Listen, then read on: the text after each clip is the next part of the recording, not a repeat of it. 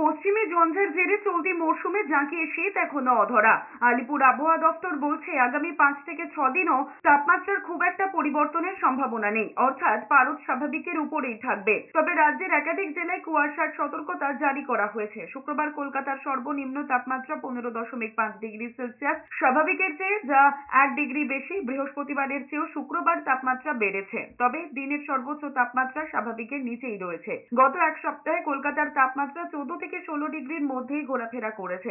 আপাতত উত্তর বা দক্ষিণবঙ্গের কোনো বৃষ্টির সম্ভাবনা নেই। সর্বত্র আবহাওয়া থাকবে শুকনো। উত্তরবঙ্গের ক্ষেত্রে দার্জিলিং, জলপাইগুড়ি, কোচবিহার এবং উত্তর দিনাজপুরে আলাদা করে কুয়াশার সতর্কতা জারি করা হয়েছে। এই জেলাগুলিতে সকালের দিকে ঘন কুয়াশার কারণে দৃশ্যমানতা নেমে যেতে পারে 50 মিটারের নিচে। অন্যান্য জেলাতেও কুয়াশা থাকবে। দক্ষিণবঙ্গে উত্তর 24 পরগনা, দক্ষিণ 24 পরগনা, পশ্চিম বর্ধমান, বীরভূম, মুর্শিদাবাদ এবং নদিয়ায় কুয়াশার সতর্কতা রয়েছে।